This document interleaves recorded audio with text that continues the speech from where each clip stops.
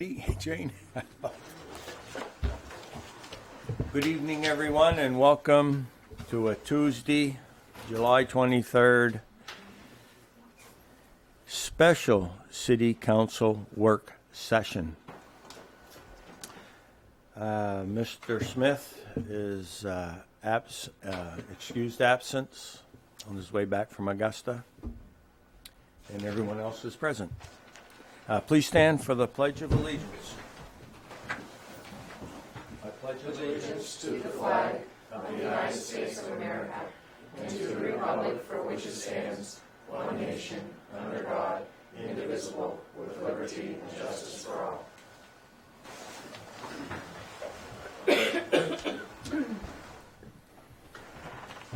Thank you very much. Public forum. Does anyone from the public wish to speak? Thank you. Item number 4. We have three, that wanted to be discussed tonight. New public safety building, the financial considerations for that, marketing and branding options for the city of Caribou, and fire and EMS services to surrounding communities is a discussion. We'll start with 4A, financing considerations for the new public safety facility. And hey, we've got technology that would impress anybody. So Dennis, would you explain what we're doing tonight? Okay. Well, Mayor and Council, tonight we have representatives from Tamkin.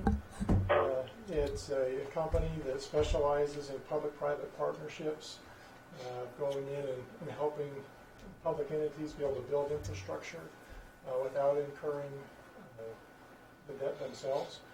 Basically entering into lease arrangements.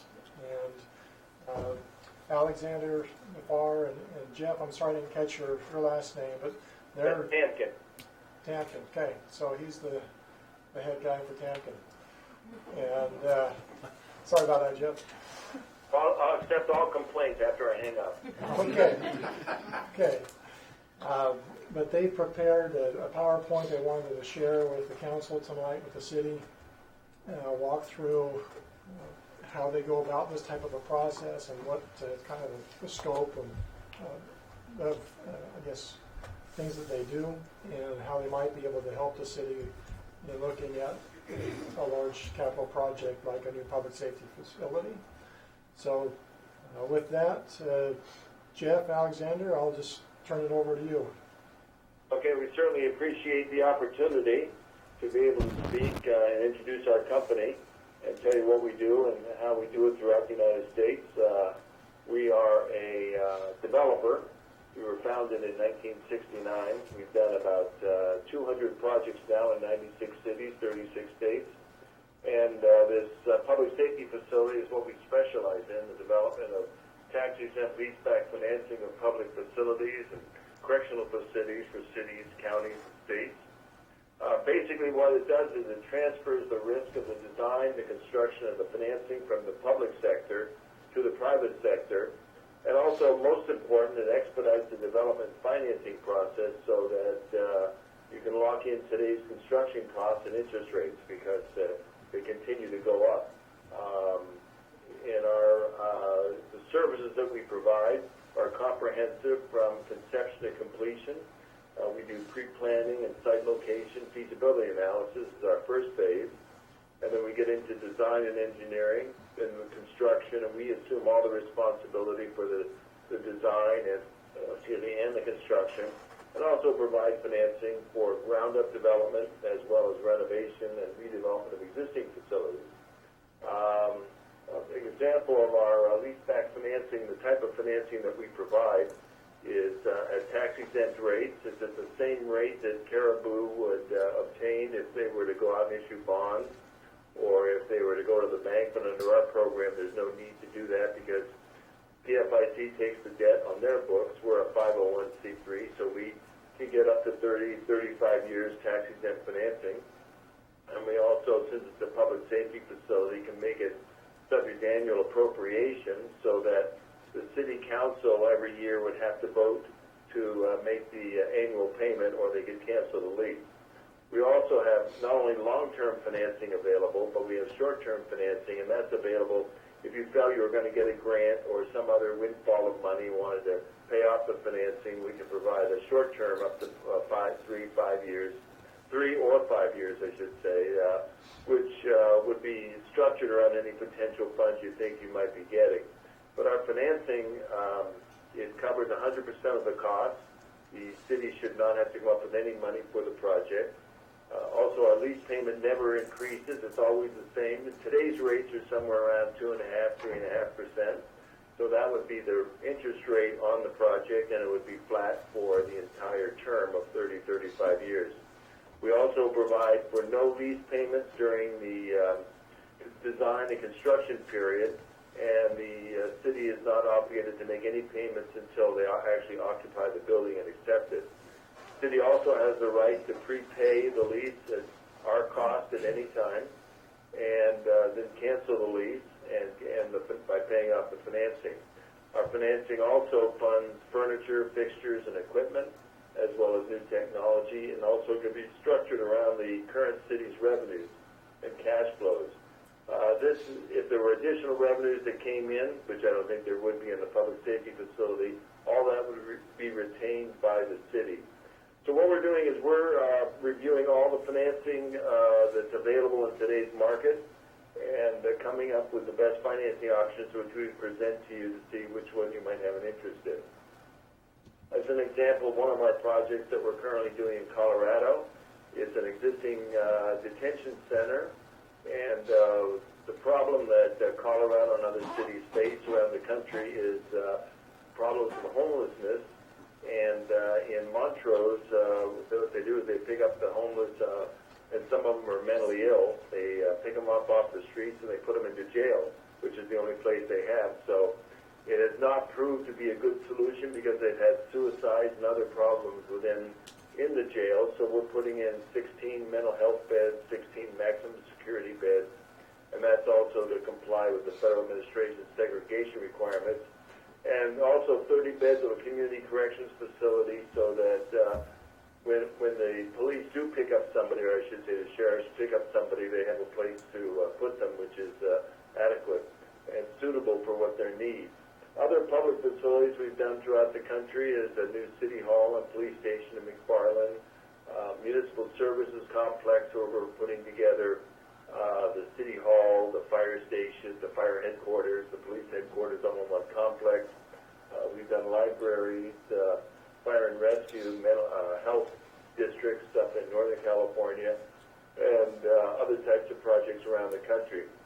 I could go into the development steps, which is, first of all, we determined this is that first phase that I had mentioned, where we, and also I should mention, as I show on this slide, we could also use Port City architects, who I think have done some work for you. We could either utilize them or bring in one of our respected architects that specialize in public safety type facilities. And that firm can, with us, would analyze your current operations along with all the stakeholders, the representatives of the city and the police chief. We would look at your future space needs and expected growth of the facility, so that you wouldn't have to worry about it for the next 20, 30 years. If you don't have a site, we can identify a site. We would do layouts, whether it's your site or one that we identify, do layouts, designs, and development options to maximize the efficiency. We do this by interviewing key staff members and stakeholders to ensure that the project programming and design meet the needs of the police and fire stations, and still keeping within the budget of the city, because when the doors open on opening day, when the building is done, we want to make sure that when you walk into that building, you say this is exactly what we were looking for, and it's not over-designed and it's not under-designed. So again, we would then start the actual design of the project, monitor it during the design to make sure that the construction costs are within line, so that the lease payments that we've estimated and we've proposed stay within line. We identify value engineering and other alternatives to make sure that if we have to, we can take items out that are too expensive that goes over the budget. Our general contractor provides a guaranteed maximum price, and it's for labor, performance, materials, and completion. We can either negotiate it or to meet any type of procurement laws, we can bid it out to qualified firms. The reason we like to use local architects and contractors is because the local trades and subcontractors, we want to employ them as much as possible. Plus, they usually can get, a local contractor can get a better price than an out-of-town contractor. Now, if you have a site already, we would ground lease that site for up to 35 years on an unsubordinated basis, which means that the title to the property would remain unaffected by the design or by the construction. So it always stays in the name of the city.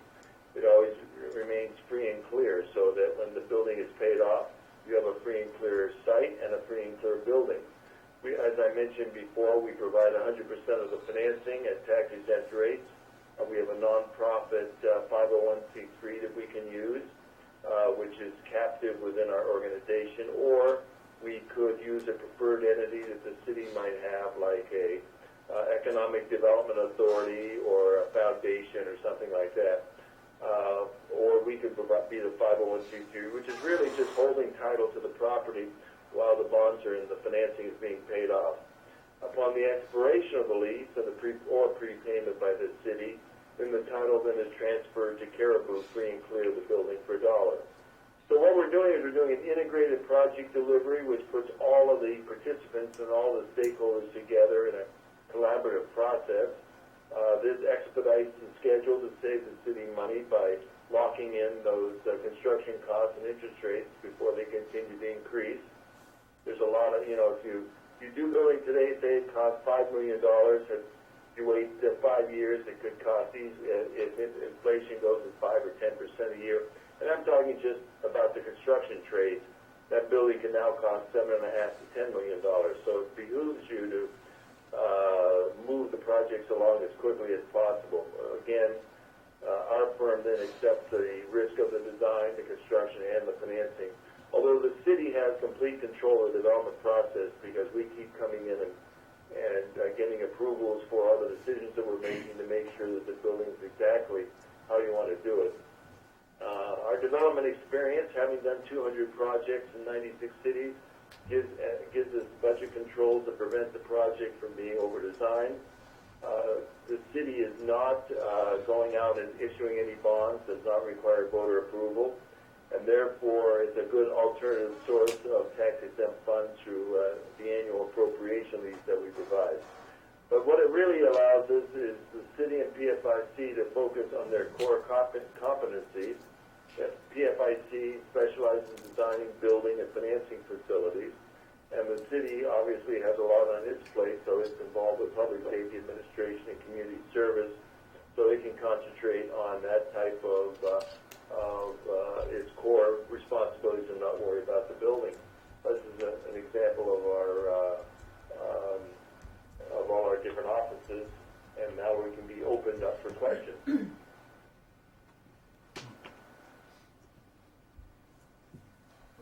Okay. Thank you very much, sir. My pleasure. So, Dennis? Dennis, can you hear me? Yes. So I think right now would be best if you wanted to start the video. I'm going to take our slide down and then enable the video portion. Okay. And then the city council and yourself can ask any questions or concerns you have. Okay. Great.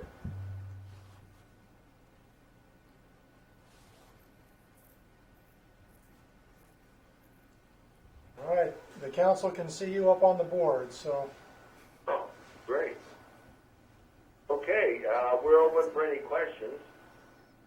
Yep, we have the council. Friendly council. Can you see us well? Yep. Great. Okay, whatever you'd like to ask, shoot away. We're here. Counselor Hugh. You've done these projects in 96 cities. Any as small or smaller than Caribou? We built in some small cities. We built in Burley, Idaho. We built in Farmington, New Mexico. I'm trying to think of some small. Oh, yeah, Palatka, Florida. Let's see, the smaller, Blythe, California. But I mean, I could send you a list of all our small projects. But we've built in small cities.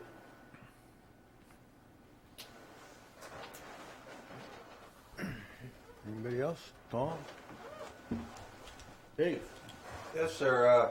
Since you must have had multiple projects in several cities, so you must have satisfied customers, I take it?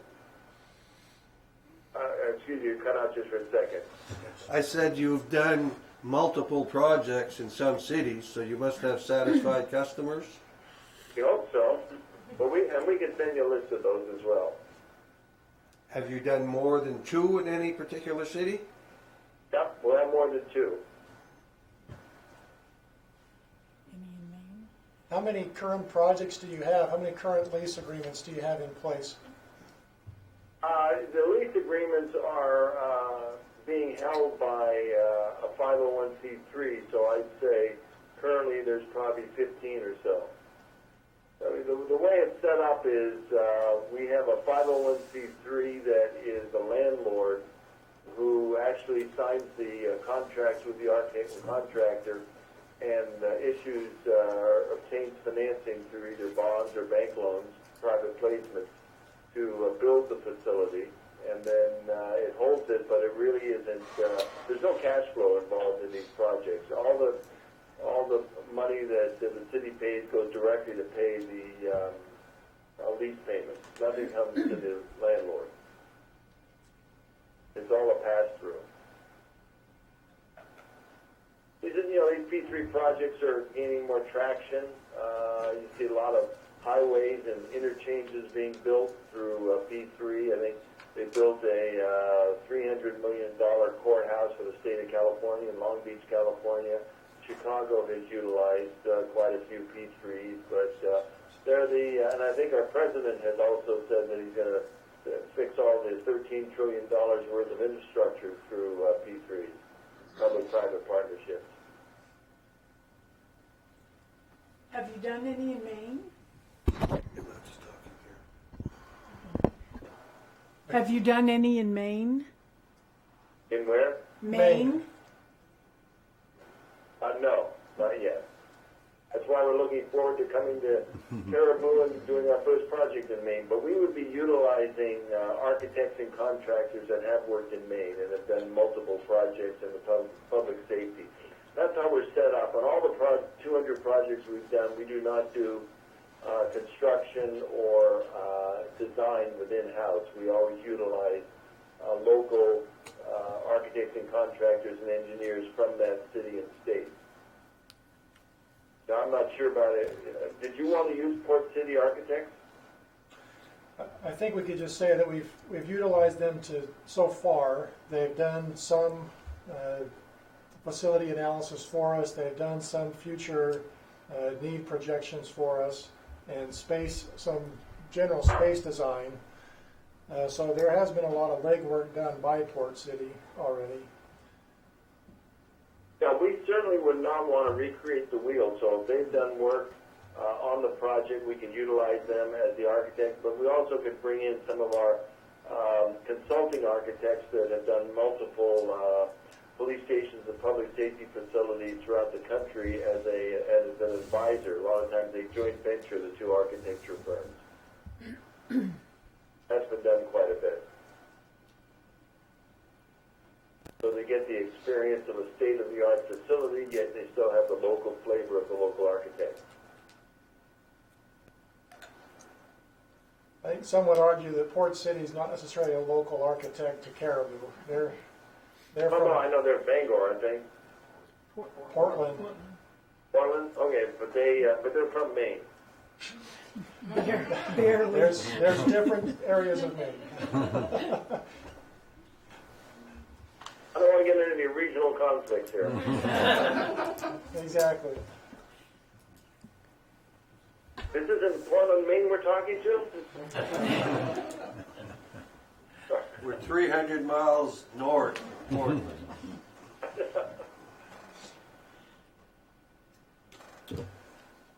What we can do is we can shoot you this presentation, and then when you're, if you'd like to take the next step, we'd love to come to Caribou and sit down and, work out a program.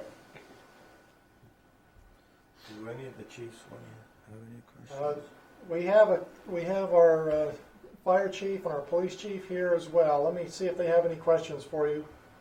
Okay, great, thank you. Just a note about our weather, the winters. We should have broke ground this fall. Are they familiar with that? So the police chief was just mentioning that we have, this last year, we broke the record for the most number of days with 1 inch of snow on the ground in the United States. We get a lot of snow up here, I think, to say the least. And so the concern would be making sure any design that gets done is very much aware of and designed for our climate. Right, oh, absolutely. Yeah, we built in Jamestown, New York, which is up near Buffalo. It's not as far north as Caribou, but it got, I think, it was a couple of years before we broke ground, they got 12 feet of snow or something like that. It was a phenomenon at that time. And the other piece is it's important to use local contractors and suppliers. I mean, we need to make sure that we keep it within our region. How do you reach out to local contractors to make sure that we're utilizing local talent? We contact them. We have our construction managers on our firm that contact them directly. Plus, we look at the type of projects that they've done and where they've done them. So we're able to access the right contractor and architect.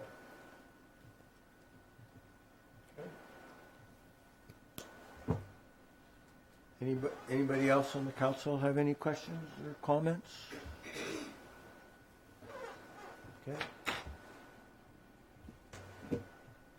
Well, thank you very much. The offer of sending the presentation is very much welcomed, and I have a few thoughts, but I'd like to discuss them with the council and have Dennis relay the questions to you a little later on, if that's possible. And want to thank you for your time. Okay, well, thank you very much, Your Honor. We appreciate it. Bye-bye. Dennis, I'll send over the presentation, and we'll be in touch. Okay, great. Thank you. Thank you very much. Bye.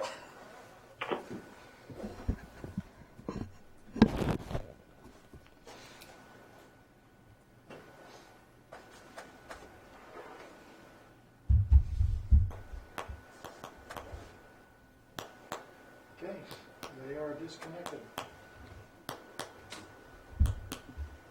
Any comments just before we move on to the next subject?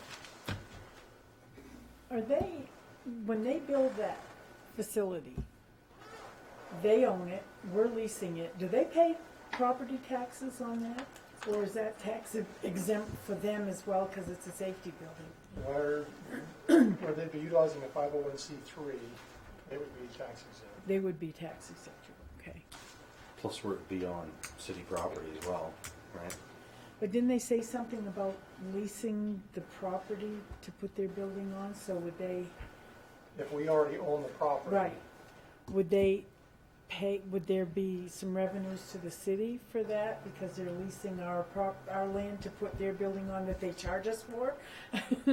That would all be worked out in the lease agreement that we have on the building. Probably it's more of, yes, we're going to utilize this ground, it's ours. And we don't pass that cost of them occupying it onto them necessarily because it's our building, really, for all intents and purposes. Have we applied for grants? So we have looked at the grants, and that's one thing I wanted to bring up tonight. The big grant that we were looking at, the USDA Public Facilities Grant, I went down to Bangor and met with the USDA representative on that to get specifics on what was looked at.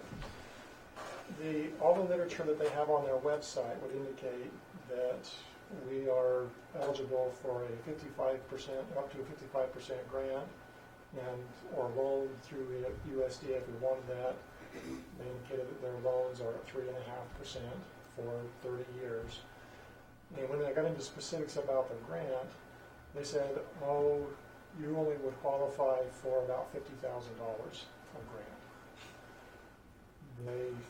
Because of the different formulas that they use and the demographics that we have versus our income levels and whatnot, and it's not very clear on their website that they're saying they only get $400,000 a year in grant for the state of Maine, and with our project and our demographics, we would only be able to get up to $50,000 of that particular grant. And so through USDA, that's the one that we were thinking that was going to be the big help to the project.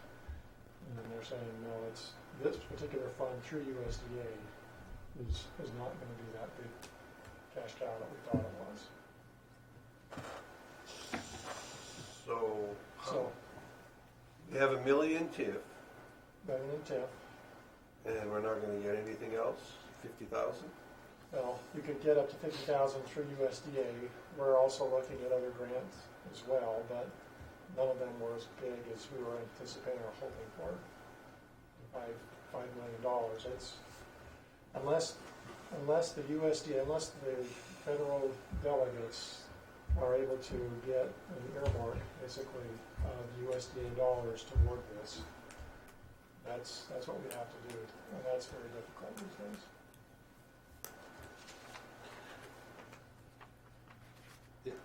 If we borrowed $5 million, and I haven't figured any interest in here, that's $142,000 a year. So we're probably talking with interest, $160,000, $70,000 a year at $5 million. So That's half the building. we went to, Carl reached out to the bond bank for us, and I just said, find out if it was an $11 million project, what would be the main bond bank, what interest could we get? And they've indicated that they would start out year one at a 2.2% rate, but it would be variable, and the final year would be 5.1%. And the annual payment would be roughly $573,000. That's for the $11 million project. And how much are you anticipating saving if we went to one building instead of two? A couple $100,000 or what? When we looked at it with the Citizens Advisory Committee, we were looking at roughly $3.5 million project for just a police station. And then for the combined facilities, that was the close to $10 million price tag. No, what I'm saying is, we have a $500,000 payment. Our expenses will be less because we'll have one facility instead of two. I'm just wondering how much of that $500,000 is going to come from savings of having only one building. We just got this morning, so I haven't had a chance to look over that. There's a possibility of selling the fire station and putting it on the tax rolls. I'm just thinking that unless we get buku grants, it's going to be hard to sell this. I've been reaching out for other grants, federal grants, local partners. Let me see how those come, and both federal offices, both for Golden and Collins, they can appropriate and earmark money under USDA, but it has to come from them.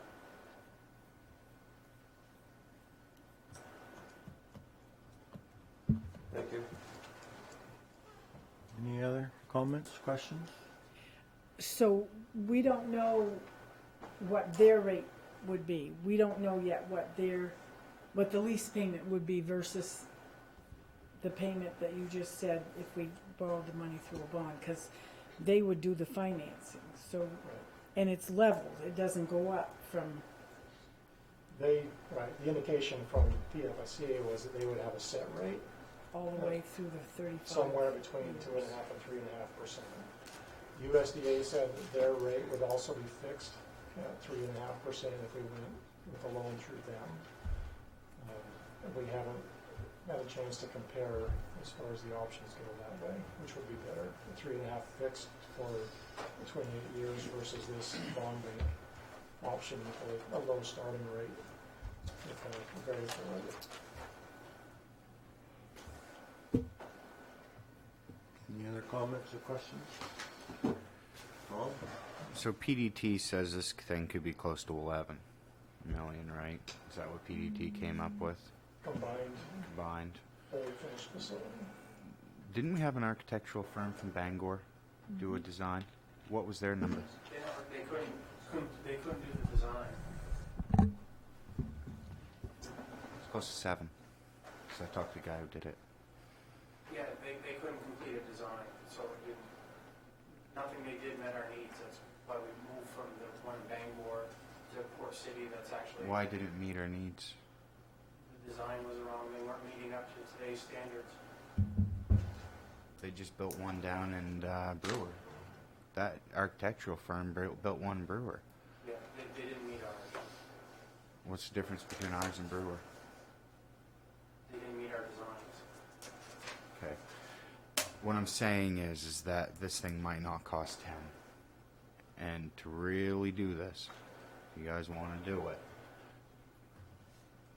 we've got, after last night's discussion on the budget and everything else, we're trying to trim a little bit here, and we're trying to figure out how not to raise taxes, and this is a real quick way to raise taxes. And there's no doubt in my mind that something needs to happen, especially at the police station. But I just want to make sure that we've got to really break this down financially, and this variable rate stuff, no. 2.5% fixed. And we want to do it because we just don't have the money to play around with this, and that's the real heartbreaking thing for me. We need to do something, guys, but we got to make sure it's fiscally sound to do it. That's my whole deal, you know. So I think PDT went a little overboard. That's just my personal opinion. That's a lot of money for a building close to 11 million. So And every time you have an architect that comes in and designs a building like this, their initial numbers are going to be padded. They're going to have that comfort factor in there, in the hopes that when it does finally go out to bid, it's not higher like the school district building was than what was estimated. But usually as you go through the design process, you'll have that initial estimate. And as the design gets refined and more detailed, they're able to. school building's a different animal because they went out to bid at the wrong time of year. That's That was part of it. okay.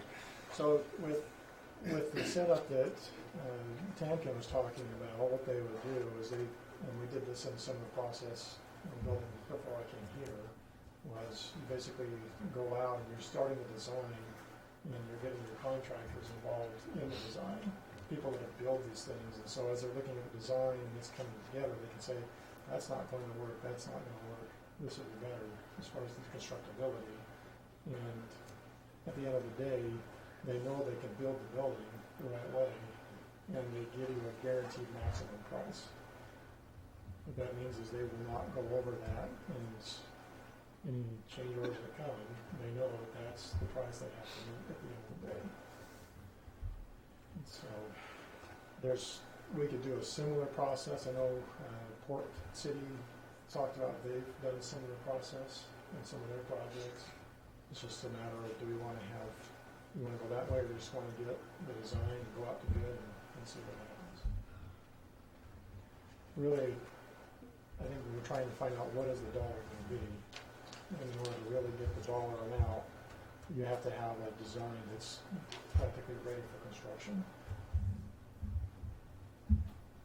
How much have we spent so far at PDT? Port City, Port City. it was 50,000. Not even that much. 2750. So it's in between. So there's $20,000 stand there. No, We just don't know. no, it's like 27. It is 27. I thought that's what. So we spent 27,000 so far. That was put aside, Yeah.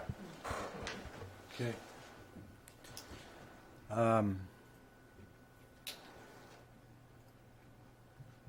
Anytime someone does something for me, they charge me for it. So all the things they said they were going to do, there's a cost factor, and I don't know if it's the interest rate I should be looking at, or if it's the cost of the project.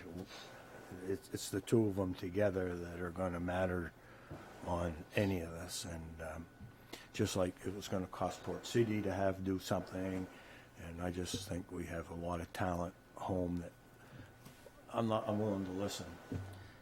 When it comes to this project, I'd like to say that the following.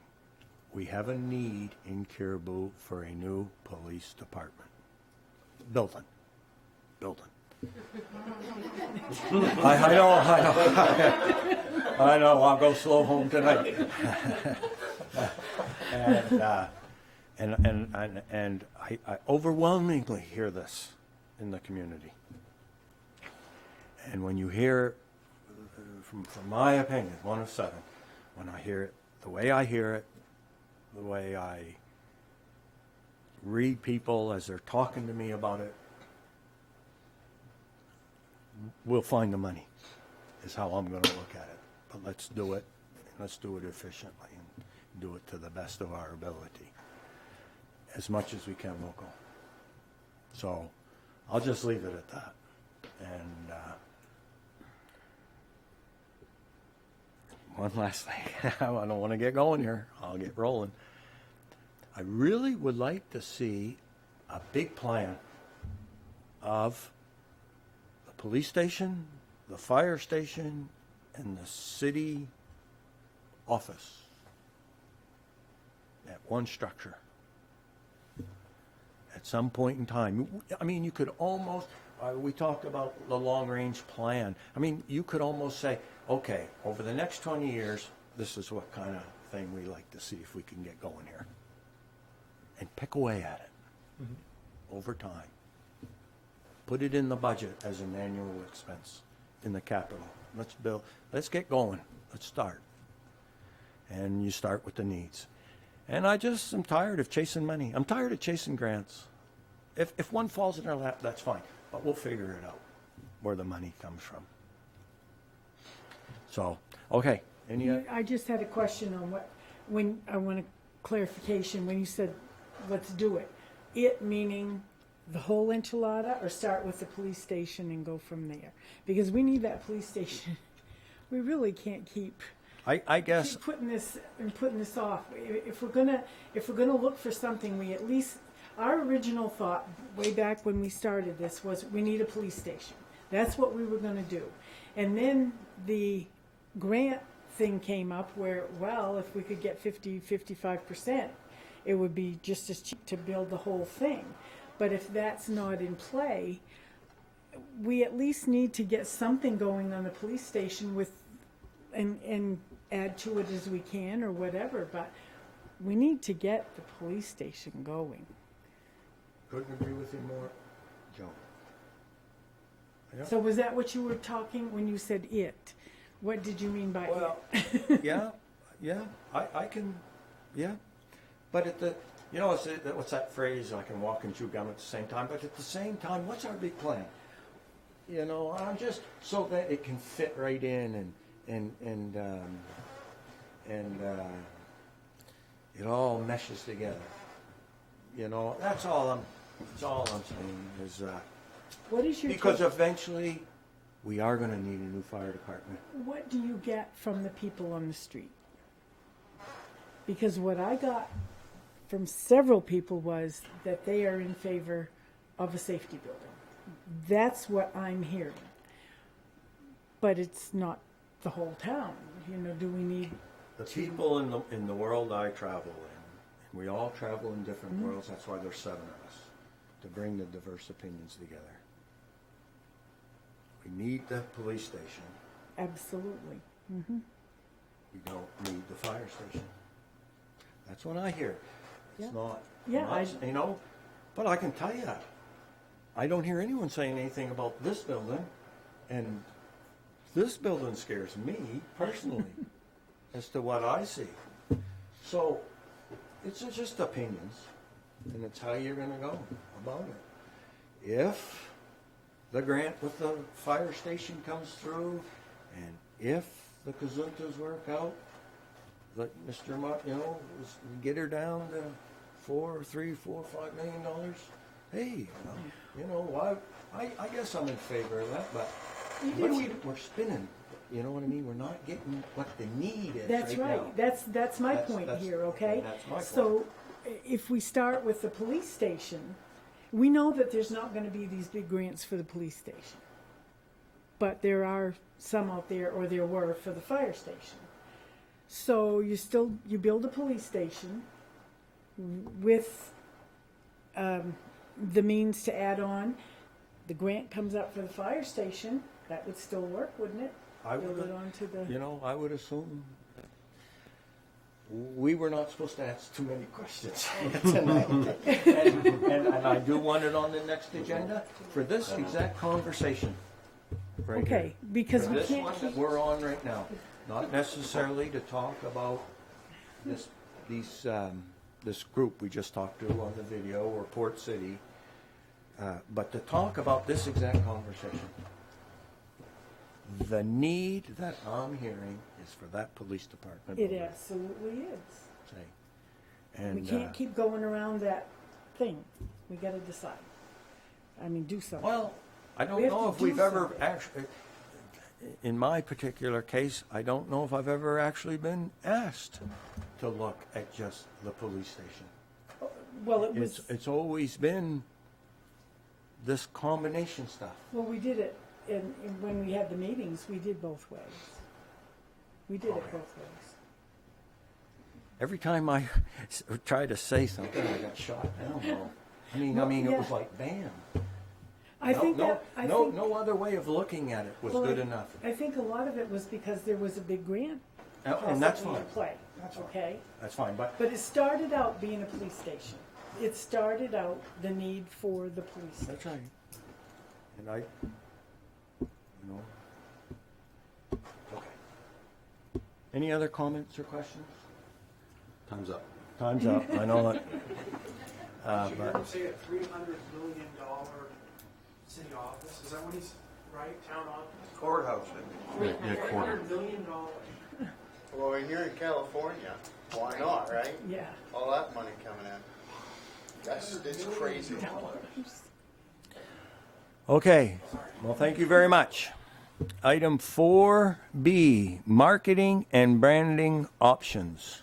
Dennis. I'm gonna make y'all work. See you guys.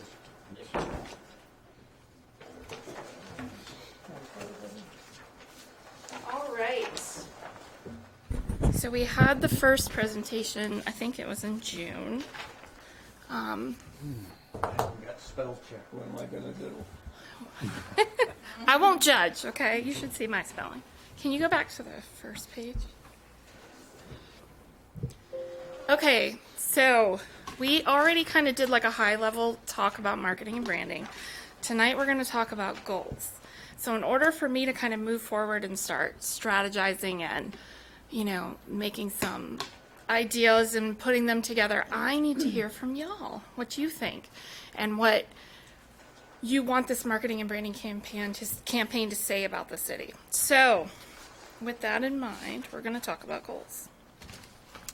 You can go to the next one. And that's exactly what I just said. We're going to identify the campaign goals, and then step 2 would be my job, campaign imagery, strategy, and budget, and then we get back together and talk about implementation, budget, plan, phases, those kinds of things. So tonight, I'm going to get these papers back from you. I just want to brainstorm. I just want everyone to kind of talk, throw ideas out, write them down. I'm going to take some notes too, but I'll take those papers back from you guys at the end. And then, I'll give you mine tomorrow. okay, you can do that. That's fine. I'll think about it, okay? That's fine. Stuff in the spotlight. That's fine. That's fine. And you guys, and if you guys want to do that too, I'm not here tomorrow, but you can get them back to Dennis, and I'll get them back. The next one, this was a slide that I'd put up before, some just campaign examples from other Maine Office of Tourism, the Maine 200 thing that's coming together. Technically, we're going to be doing a rebrand, which is sometimes harder. We're going to just have to really talk about what inspires our citizens, how we're going to make that look, what that's going to feel like for the city, and how we're going to kind of all put it together in a new light. So, what is branding? It's a lot of different things. It's not just a logo. It's how people think of you. It's how they remember you. We are blessed with some of the built-in branding we already have. Iconic name and imagery. We really do have an unrivaled sense of community. And you really feel that like at Thursdays on Sweden Street, we just strike up conversations with people.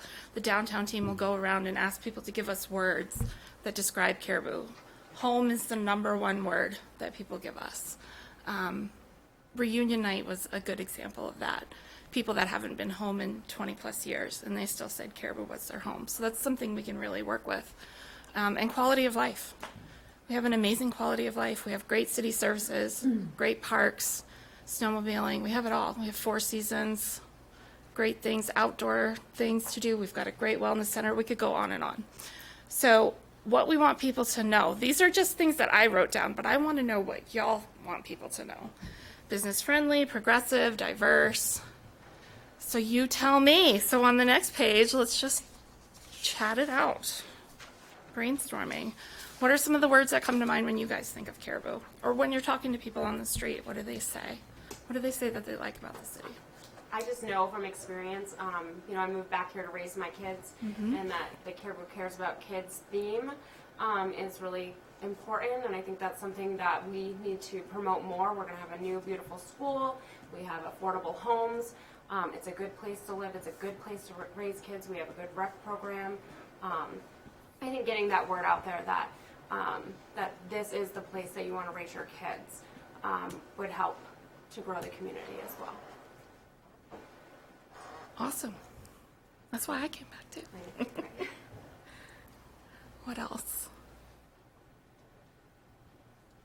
What about on the business front? What do we want to tell people? Or do we want to focus on family? Do we want to focus on lifestyle? If we're crafting messaging for Caribou, what do we want to say?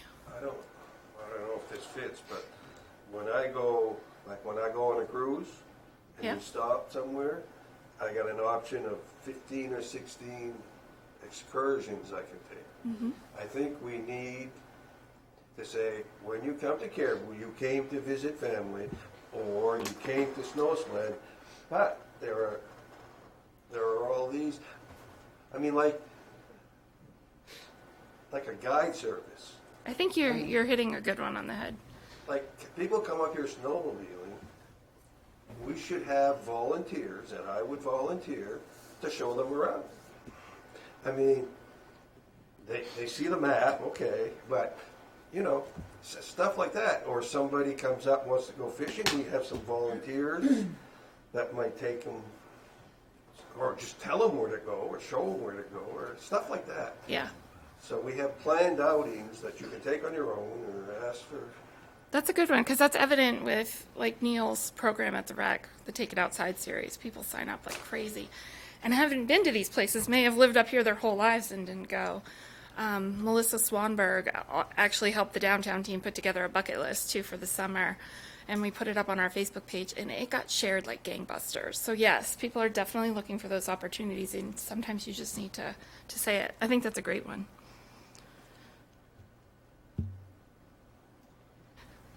What I get from a lot of people that come, our relatives that have lived in Connecticut and in the cities, Yep. Florida for a long time, when they come up, they go, It smells so good up here. And the bright skies, you can see the stars at night. You can stand outside and you can look in the middle of the night, you can see planes go over, the lights of the planes and the smells and just the wide open spaces that they crave when they come from the cities. They don't even know they're missing it until they No, but experience you're exactly it. right. They don't until they come and see it, And look at they'll go right around the countryside and look at the flowers and the gardens and everything that they see that they don't see when they're in the cities with all the buildings and the sidewalks and everything else. Yeah, we have an opportunity to just share those things and touch people in that way. Like even if it's just a visual, like they can almost smell those potato blossoms when they see that picture. Yeah. Yeah, I love that. Well, when you see the pictures that Paul Sear puts on Facebook, and some of the others, I always share those with my friends that don't live up here anymore. And they say, thank you for sharing those. Thank you for showing us what we're missing, maybe, because they've been gone a long time. And a lot of them that haven't come back for maybe several years or whatever, they forget that that's what we've got. And we have nice people. We have the opportunity at the rec too. A lot of people will stop there first when they've just moved into town or when they're getting information about the town. And so I'll just kind of engage people. We had someone come in this week who moved here from New Jersey. His daughter randomly kind of landed up here and he moved up. And he just had so many of those kinds of things to say, like never experienced this before in that kind of The way of Northern life. Lights, what's that? Our new hire we just got is from Wyndham, Connecticut. He's 22 years old and he's leaving his family to come here because we have integrated trail systems. There. He can't ride a four-wheeler or snow sled in Connecticut without barriers. He likes the outdoors. And we have a lot of outdoors. At the library, we see a lot of the same thing. People come in just like the rec. Looking for Information, and we can, there's this, there's that, and they'll say, "Oh my gosh, everyone is so friendly." Friendly, I can yeah, we hear stop that a lot too. anywhere and ask anything, and I say, "Well, if we can't find, if we can't find it, we'll point you to somebody who knows." So maybe we'll send them to the rec, or we'll send them to City Hall, or I try to keep some of the maps from City Hall over there. Here we have this. Look at this, or and we have the Historical Society, and we have the ATV, we have this, that. So we see a lot, and everyone. We just had a gentleman this week come in. He said, "I've been here for a week and a half. I love this library. I love this town. I'm so glad I moved." He's from Missouri. Well, and if you say hello to somebody on the street that you don't know, they'll say hello back. And I tried that. I tried that one time in New York City, and I purposely said hello to everybody I met, and I thought I was going to get killed. Yeah. Holy cow! When I first moved to Boston, right after high school, I'd look at everybody because here you just look and smile and nobody would look at me. A friend of mine hauled me right into a store from a street in Boston. She says, "You're going to get us killed." She said, "Be quiet." I think we should have a list of day trips. Yeah, that's a good one. Caribou, and it should start with have breakfast at Reno's, or have breakfast at the Motor Inn, or have breakfast somewhere in Caribou. Send them to the Acadian Village or whatever. Have lunch there, but make sure you come back to Caribou for supper and come. I mean, different loops that they can take while they're staying in Caribou. Yeah, and that's a big thing. That's a big thing, like supporting the county. And Melissa definitely did that on the bucket list, and that's one thing all the other towns were sending us messages and, "Oh, thanks for putting the Skylight Drive-In on there," and "Thanks for putting the Acadian Village on there." So it definitely is a group effort, yeah, for sure. Let me write that down. So I'm hearing a lot of quality of life. So that's kind of the direction where we sound like we're leaning, just kind of the way of life, quality of life. Anything else that you guys can think of? I put some other questions on that other sheet. Let me see if that sparks anything. Just who are we talking to? I think on the first presentation I did, I talked a lot about generating civic pride and kind of starting there and branching out. I think reaching out to a lot of our own community and getting those stories and hearing what they're saying and kind of rejuvenating that feeling of this really is an incredible place to live, is probably step one in my mind anyway. And of course, it would still be far-reaching. It would still be talking to everybody, but that's sort of what I've been thinking. What do we want them to know? We just went over that. Who are our competitors? You're talking about it from like a business sense. What do you guys think? That helps me kind of define how we play this out. Are you talking about competitors in Aroostook County, just our area, or other areas of the nation? I would think other areas of like the nation. Like, who else is kind of trying to woo Our people? competitors are that 15 miles from Well, yeah. Wilson to the unit, whatever. That's our competitors. Yes. Even though we try to work together, but yeah. Some of your branding should be, here's what the rest of Maine looks like. You've been to the Right. coast, here's what the real Maine looks like.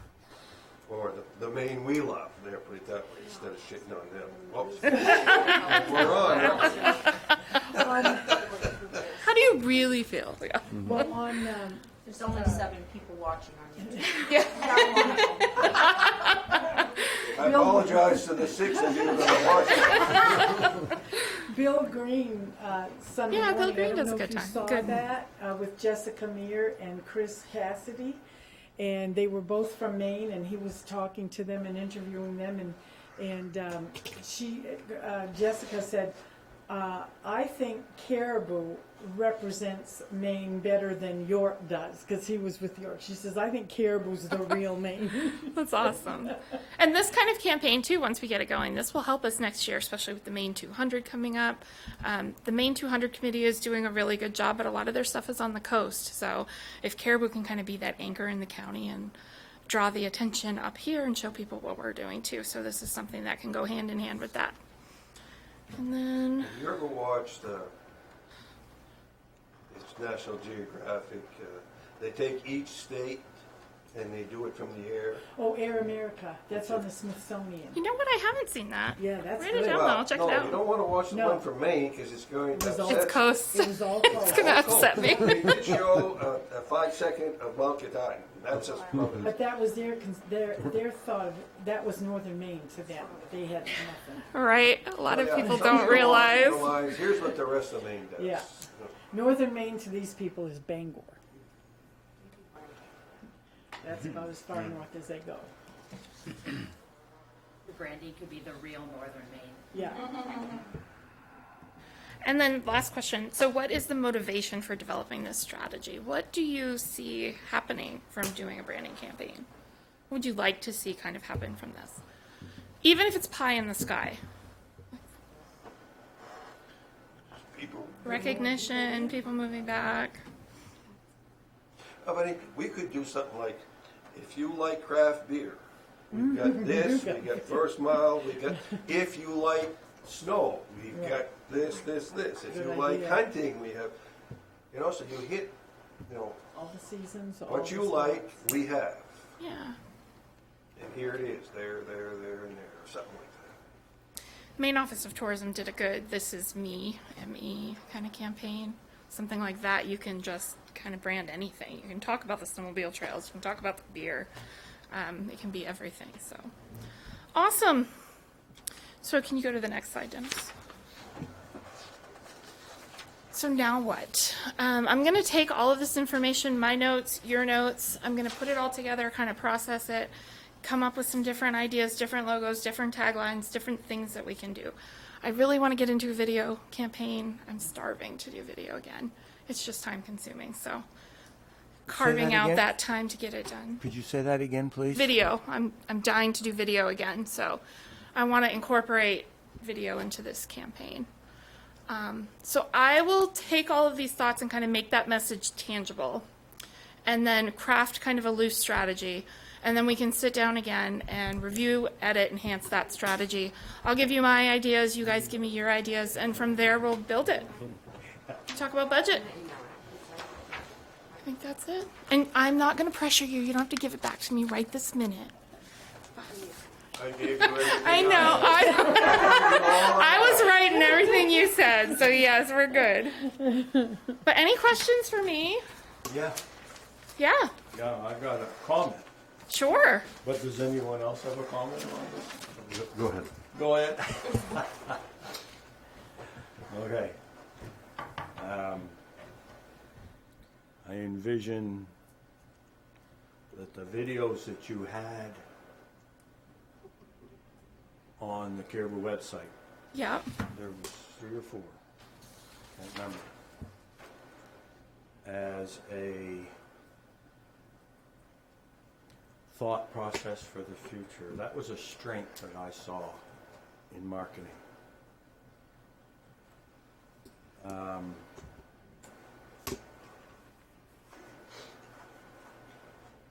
I'll ask high school people to come in and get awards. That's marketing. For sure. I'm not taking anything away from No, the no, athletes no, no, no. that have come Absolutely. here. Anything that shows us And in a when positive people way. say, why do I do that? Or why do I want to do that? It's because it's marketing. Absolutely. I make 100% a crack agree. of jokes of, I like to get my picture in the paper. It's the council's picture. You never know who's watching. If you were an employer and you wanted to start a business and you had the potential of creating 30, 40, 50 jobs, and you were the man or woman, the CEO, boy, I'll bet you'd turn into the community channel and say, I wonder how that council operates up there. That's why I love to do that. Number one, you're putting your best asset forward, and that's the youth of the community. That's definitely something else so- we can talk about is the channel. I mean, there is a way to get, we need equipment for it, but to get video to run on the channel. We wrote Mr. Beachkovsky Mm-hmm. a nice letter. You never know how things work out. And he wrote back. I did read that letter The too. That was a good same one. approach I will apply to the video, and it's all been touched on.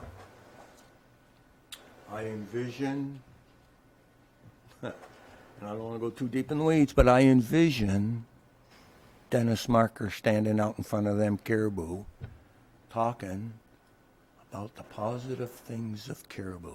Mm-hmm. I envision you down at the CUD talking about the infrastructure that this community has to offer any potential people and how clean the water is. And I envision the two of them getting in a canoe. And I envision the two of them catching fish. And it's sound like a all producer. on video. Because that fish is full of, no, the river is full of fish. That's what I Okay? I like it. I got that right down there. And then Awesome. And fiddleheads too.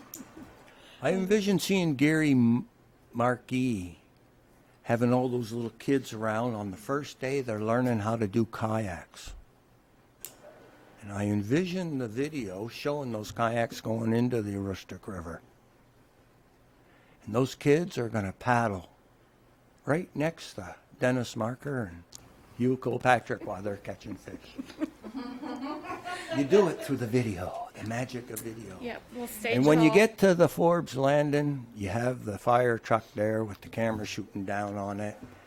And you have these two fishermen coming out, and you have all those kids coming to shore, and they're all looking up. And you know what the tagline is? The Aroostook River in Caribou, Maine is open for business. The next year, I view that you get this new school that's being built in the same conceptual idea. You start with the governor talking about how important education is. You start with the Department of Education, to our superintendent, to our Dennis Marker again.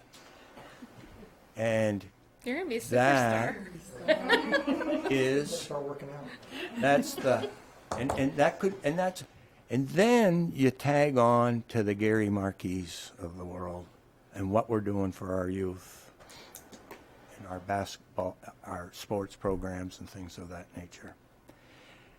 And then, God forbid, if we were to ever to start highlighting the private sector businesses. If you want snow, come to Caribou. Well, I don't know of anyone growing more strawberries, any other community growing more strawberries north of Bangor than Caribou. I don't know of any community that's producing more ice cream than the town of Caribou. I don't know of only one other. You know, there's a diesel injector pump on these tractors that are running up and down these farmers. And we have one of only 2 licensed dealers that's able to, that's licensed to repair them. And the list goes on and on. And over the course of 5 or 6 years, you've developed a pretty darn good portfolio of videotapes. And you just keep building. And that's how I would envision some type of a marketing program. Don't only look for tomorrow and tomorrow's budget, but put together that plan that you say, at the end of 15 years, I'm going to accomplish this. Now, whether or not we're all around in 50, it's not important. It's important that the person that comes behind you, the concept can be massaged, can be worked on, can be worked through. New ideas, new counselors, new manager on board that will catch a bigger fish. That's what I envision as a marketing strategy for Caribou. We are friendly. We do have open spaces, and I have all due respect for everyone, but so doesn't the other communities within 30 or 40 miles of us. You know, I mean, nothing wrong with community pride, but Good ideas. realistically, we're all competing for the same thing. So we got to go the next step. Why is Caribou better? And we're going to do it, I would envision us doing it through marketing. That Aroostook River is open, and we're not even coming close to utilizing it. Okay, I'm done. I just had an idea, just a quick idea, but you had said that, you know, you invite the basketball teams here and things like that, and you also talked about businesses, and just an idea about what if we recognized a Caribou business at every council meeting and gave them a moment to kind of talk about their business, but thank them for being part of our community as well, and I mean, that's just an idea. Look like a spotlight. Yeah. Spotlight on business. Awesome. You can start. You have given me a lot to chew on. Thank you all. I have one other thing too, Chris. Yeah. You put your videos on Channel 1301, you've got them on Facebook and stuff like that. There are other avenues I think you can use, like for instance, our class, the class of 65, we have a website. I post all kinds of pictures of Caribou then and now and stuff like that. If you can send me a video, I can post it on there. I can do that. And there would be others, I'm sure, that, you know, have something like that, you know, wouldn't cost you anything to just put it on somebody's website or whatever for just, you know, promotion. But we have a lot of people that go to that website. And not just our classmates, but a lot of people that go there. And Check you it could, out. you know, What's the... CaribouClassOf65.com. And I, you know, update it probably every month or so until we get closer. But there's all kinds of stuff on there, and if you want to put that video, we That's a can great put that idea. on there with Yeah, for a sure. link on there. And I'm sure there's others that are operating websites for whatever they're doing that would be happy to do it too. So Awesome. You graduated my mom, I think. yes, I did. You did. Yes, I don't even know if she We're knows old about that ladies. website. We're old ladies. So I will put all that together. Take your time, and then we'll go from there. Awesome. Thanks, guys. Any other questions? That's me breakdancing. I want to see that. It's my spare time. The meeting's over. I'm sorry, I'm out of time. If you two do go fishing down near Forbes Head, you stay away from my honeycomb. That's my fishing ground. When you go fishing. Do you want to take a 2-minute recess while we're waiting. Yeah. We can just leave it on.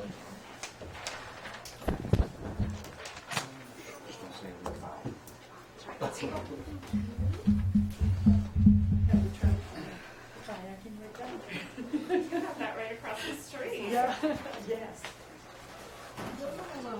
We adjourned. Your little, one, that thing over there. I seen for a call on the paper. Did you ever get back? Okay, correct. He says,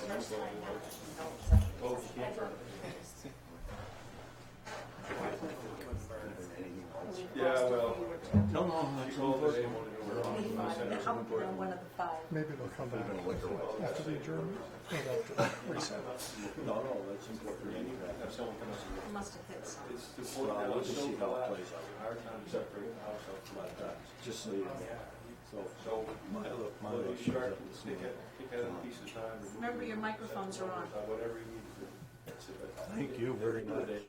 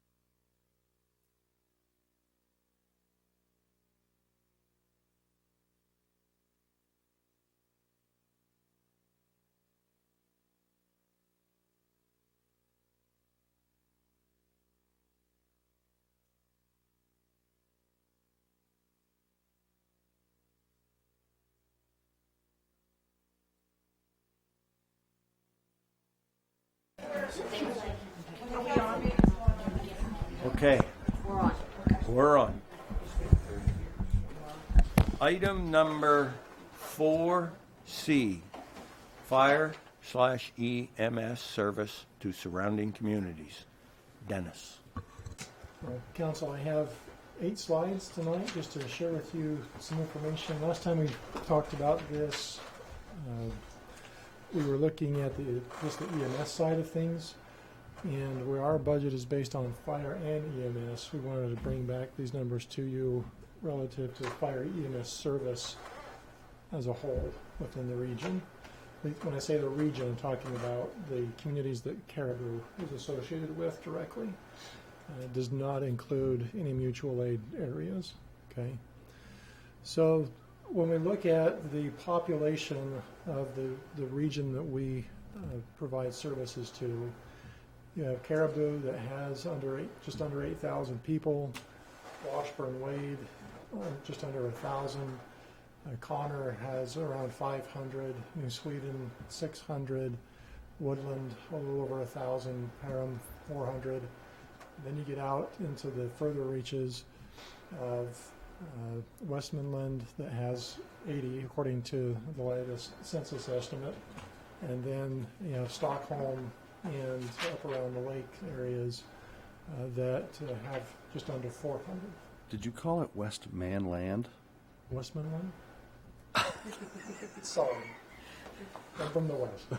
What's the proper pronunciation? So I didn't. There's no hyphen. That's okay. When Hugh takes you fishing, he'll fix you. Sorry. I think to get it to fit on my spreadsheet, to get these numbers, I had to hyphenate it. So It was an autocorrect, right? right. It was kind of like St. Agatha. It was not St. Agatha. It's Right. St. Agatha, right? Yeah. So I'm still trying to get the lingo down. No women live there, by the way. So Caribou, between these communities, obviously is the largest population center, where we have almost 67% of the population that is serviced in this area with fire and EMS. As far as the number of service calls with, and this is combined, fire and EMS service calls, Caribou generates almost 90% of all the service calls. You can see that, again, Woodland is about 4%, Parham 1%, Connors almost 1.5%. New Sweden is the next biggest one at 4.6%, and however you pronounce Westmoreland There you go. is that really they only had one call for fire or EMS in 2018 that we have record of. And then out in Stockholm and in the townships up there, just under 2%.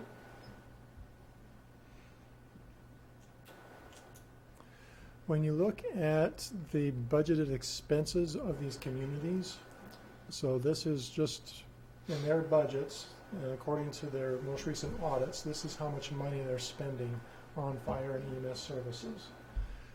Obviously, Caribou is the largest at over 2.1 million. Connor is a little over 34,000. New Sweden 42,000. Parham 15,000, and the W community is just over 10,000.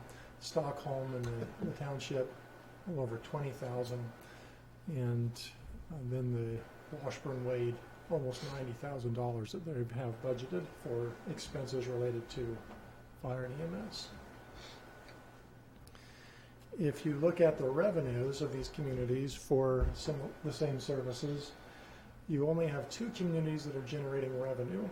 One is Caribou, and we get almost $1.5 million a year in revenue. And Washburn-Wade, they get almost $11,000. That's because they are contracted to provide fire service to Parham, and Parham pays them that as an annual service fee. Okay. When you look at the net cost per population, Caribou's cost per population, just again based on the expense budgets that we have, we're looking at a service of about $91 per person in Caribou. Connors 75, Stockholm and those areas almost 90. Westmoreland is $134 per person out there. Perham 36, Washburn Wade is about 80, and Woodland's also close to 80 or at $76 per person. It's interesting, the majority of Perham's cost is the $10,000 that they pay to Washburn Wade. So that's where the majority of their cost comes from. So they're not really paying very much for EMS services in Perham. The average between the communities is 81.36. When you, do you have a question about that? Well, I'll let you finish your presentation first, please. And then A more interesting number is the cost per call factor. And when you look at that, so Caribou's cost per the number of calls that we have is roughly $345 per call. And that's whenever we roll the ambulance or the fire truck, that's on average what we are expending. The cost, again, Westmoreland, they only had one call in 2018, so their cost for that one call of service was their expense budget, or almost $11,000. The other communities, New Sweden is about 400, Woodland is almost 900, Perham almost 700, and Washburn Wade is over $2,000 for their calls, cost per call. Okay. Cost of whom? Yeah, okay. That's their community's cost per call for that service. For them to have that service in their community, based on the number of calls that they are making, that's their cost per community, per call. But that could change. I mean, they just happen to have just the one call that year, right? Right. But I mean, if they had 10 calls or 20 calls, do they still pay the same? They pay a straight 10,000. This is just 2018 numbers. This Right. is saying that if they were going to look at their 2018 budget and say, was it worth it for us to pay for EMS services in Westmoreland? We only used that service once, and this is how much we paid for it. That's their fixed cost for the year. That was their That's- cost for the okay. year 2018. But they could have easily had 20 calls for that same amount of money. It just happened that way, right? I think what you would find with Westmoreland is we have very few calls out there. Okay, but her point is. Yes. But yes. Her point, that's, You- Right. yeah. You could have a big accident out there or something and have to go and transport. I mean, that's their. It was just the luck of the draw for Which Caribou road? that Which I don't road? know. I don't There's know. only one. You know, the West- There's only one. Right, so we're talking snapshot 2018 numbers, right? If they had 5 calls, their cost would have been similar to Washburn Wade, $2,000 per call. And it's just for their community, right? You pay snow contract. You Right. pay $500 for that. Maybe you'll only use it once. Maybe you use it 20 times. But that's what you pay. So Right. That would change us on the other side too. Remember, if there's 20 calls, the revenue is going to also reflect, which is going to, it's just going to move the scale one side to the other. Right. When we look at the cost of Caribou's actual cost to go out to those communities, okay, versus the actual revenue that is generated from those calls. For the Stockholm area, it's according to our runs and the time that we spend out there, the materials that we use, the staff time that we have, we spend about $92 per call to run out to that area. On average, though, we generate $427 in revenue when we go out there. In 2018, again, it's recognizing it was only one call that year for Westmoreland. It cost us, we calculated about $71 to go out there. and they pay us a contract fee to have that service. And so we generated that $10,567 of revenue directly from the community. That doesn't count the revenue we got from the run itself. Okay. And so you can see from each of these communities, based on the contracted amounts that we have, that the runs themselves, relative to the revenue we get from them, they don't cost very much. But when you look at within the city itself, our cost to go out is $924 per run, and we generate $622 in revenue for that run on average. And that's really when we say, yes, our budget expenses are 2.1 million, but we're generating 1.5 million revenue. That's what you're looking at, our cost per call. Right. Confused. Okay. How can we go out to Woodland for $82 and it costs us $924 to leave the building to stay in Caribou? That's the cost to go out there, again, the time, the mileage, the staff time. We're looking at one snapshot in time to provide service out there and come back. Whereas in our community itself, we have the buildings, we have all the staffing, we have all the materials, the capital. That's why our costs are more in town. And I know we talked about this once before, but when you say $92 a call, does that include the wear and tear, the gas, the tires, the stuff to maintain that ambulance to go those extra miles? And the staff. So that for $92 you can have somebody come into the station and cover the station, pay their overtime. You can put the gas in there, you can fix something if something breaks or whatever, maintain the ambulance. Or is there? These were basically the same numbers we were showing you in the last meeting Right. for the EMS and the fire, right? So this is, and we have it, basically it's the federal rate that we were looking at, the 52 cents per mile for the vehicle. And I know, so there was a concern that is the federal mileage rate the right rate we want to be using for the heavier trucks? And so I don't know if they have a federal rate for the heavier trucks. You have to look at that. But I guess the bottom line question is, if we stayed in Caribou, how many fewer trucks, how many fewer staff would you need? So we don't staff for outside communities.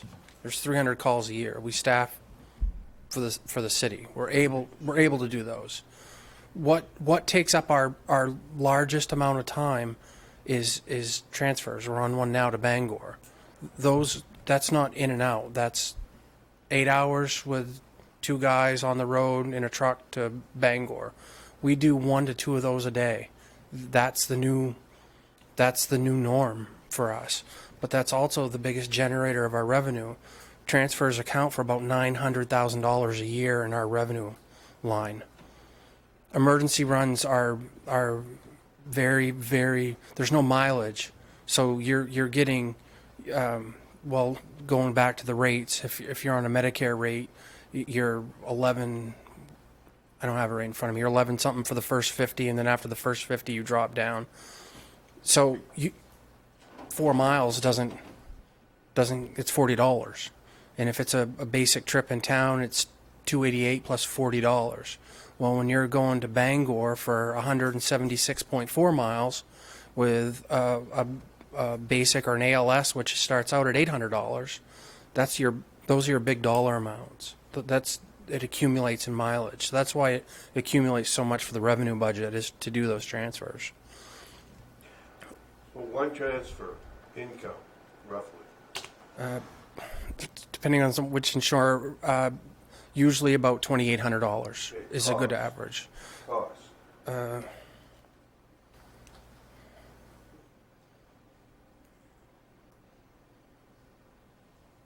I can't do it in my head like you.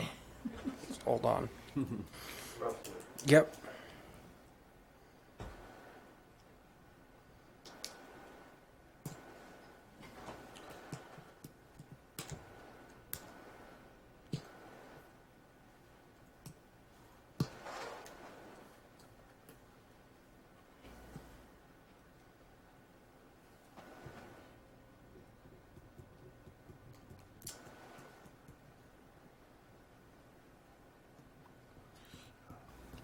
About $420.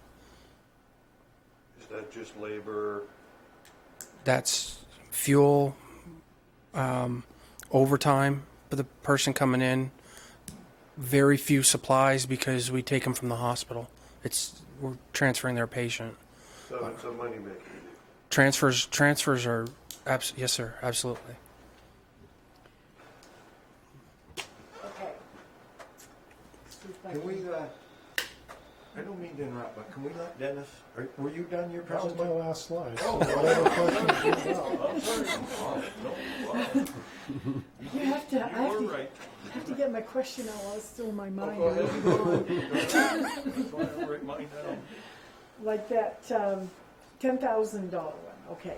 Is that a flat fee? The amount that you're looking at there, that 10,000, say, we'll use that as the example.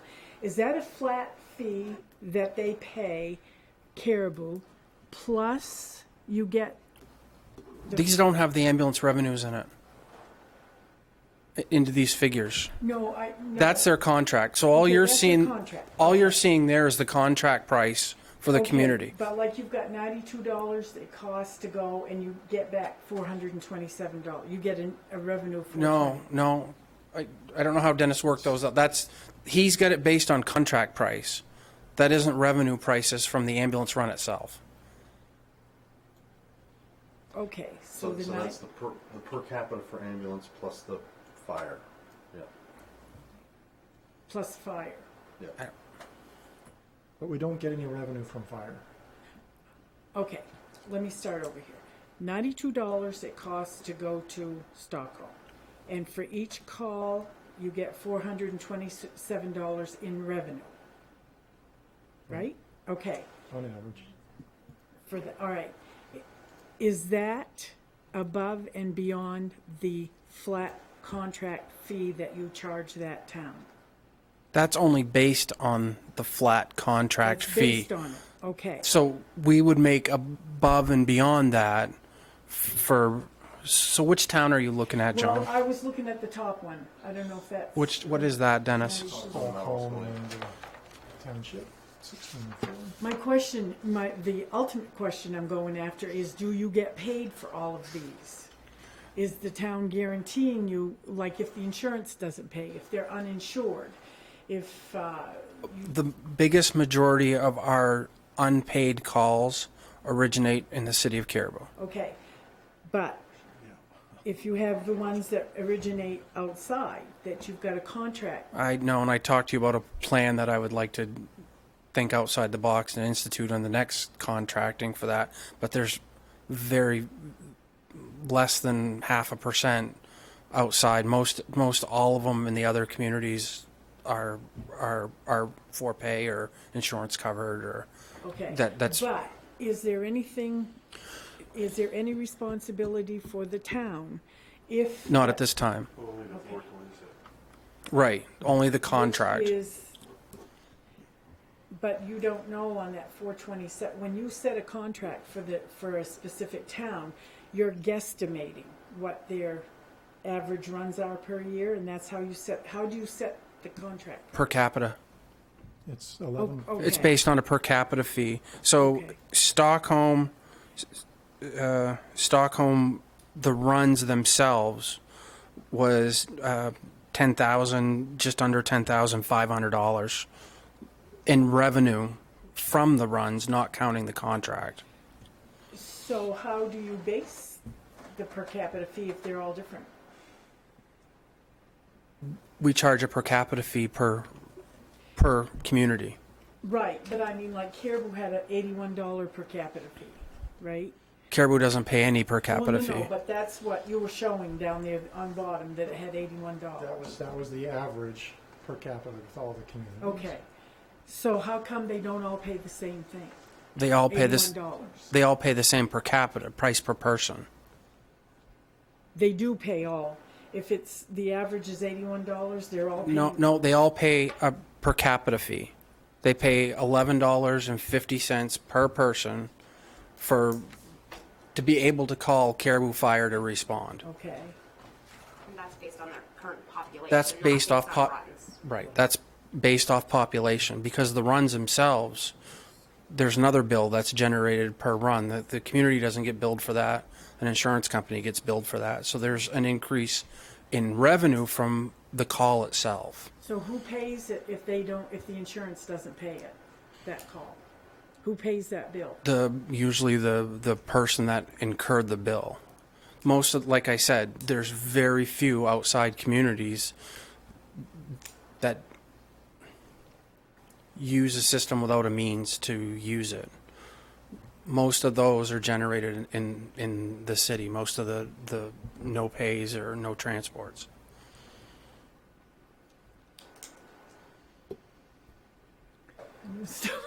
That's okay, we'll keep going. So basically, right now, we charge the same flat fee per population to all of these communities. Some communities utilize our services more than others. And so for Westmoreland, they have that flat fee that we charge them. They used it once in 2018, which means we got $10,000 and didn't have to provide much service out there. Lucky for them, lucky for us.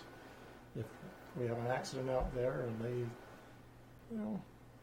God forbid, they have a mass shooting or something and 30 people need to be taken care of, that creates a different scenario as far as the cost. But I don't think you can get 30 people together. 1,000 people. so I guess part of what we're trying to illustrate tonight is that each of these communities, yes, they are paying for fire and EMS service in their different ways. Where we get involved, we may or may not be. In most of these situations, we are, in a sense, making money by providing the service out there. It's not a lot because there's not a lot of runs, there's not a lot of people out there that we service, but it does help offset some of our costs as a department, as a fire EMS department.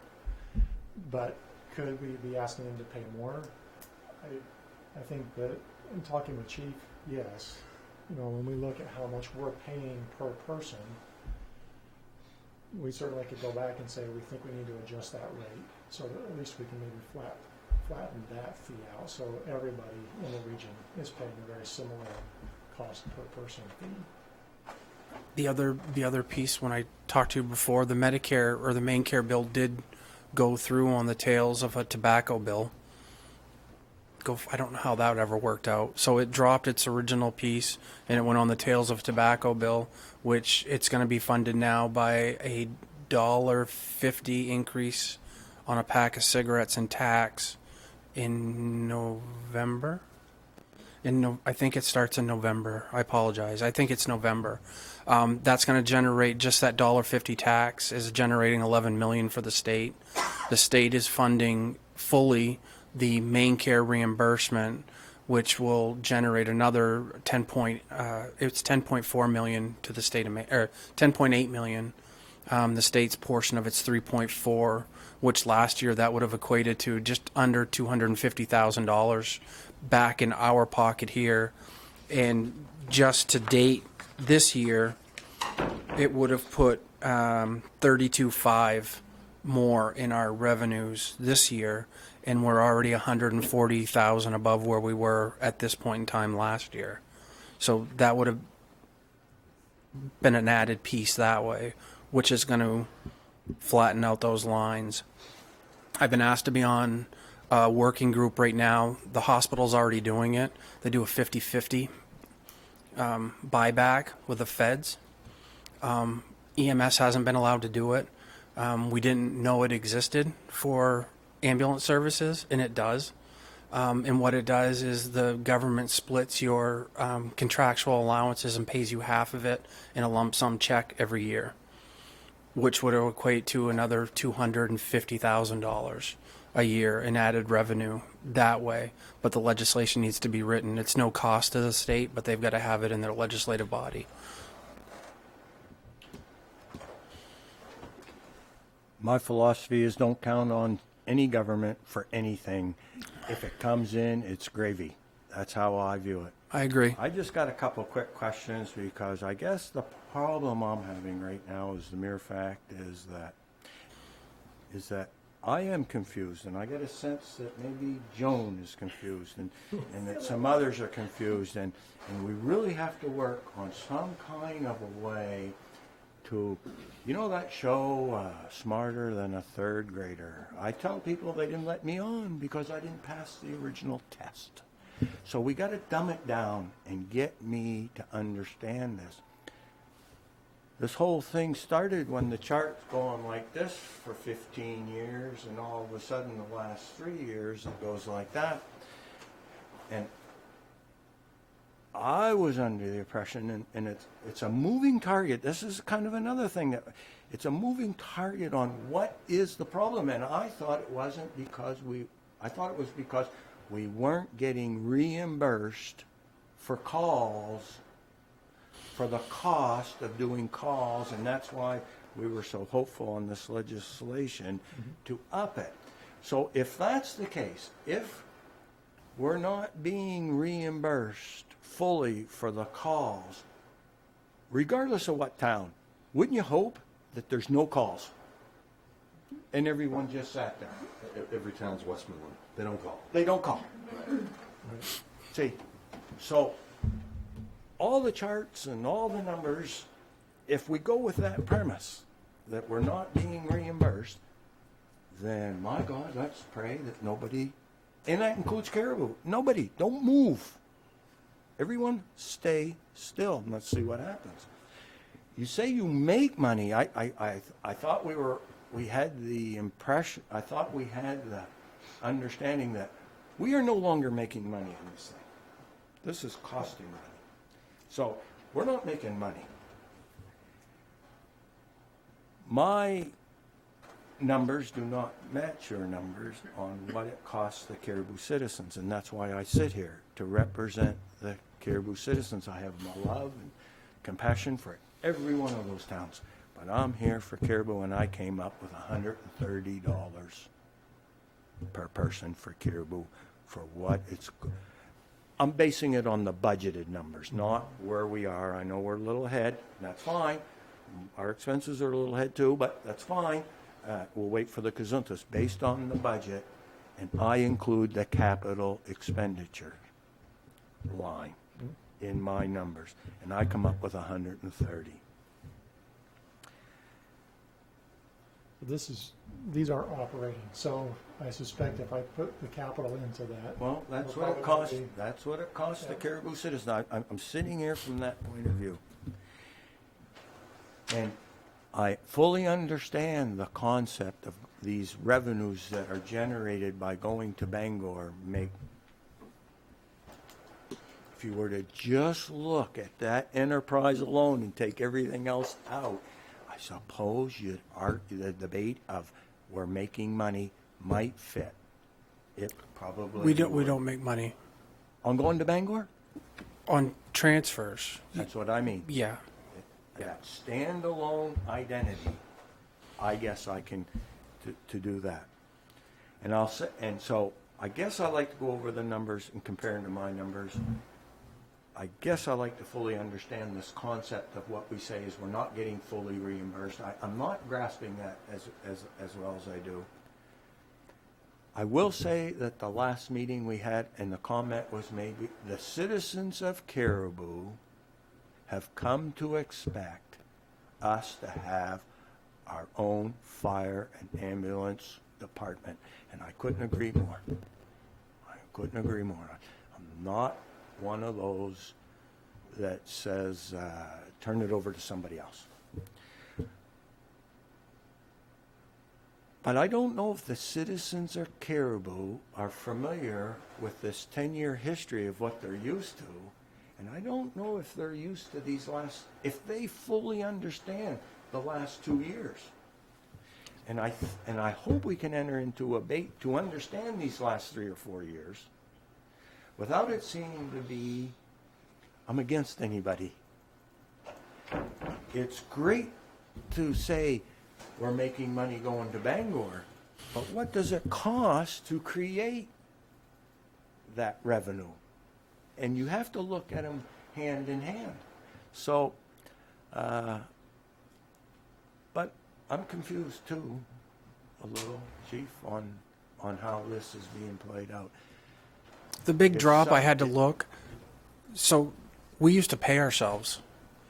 Well, It used to be budgeted every year. Council, we charged ourselves a per capita fee.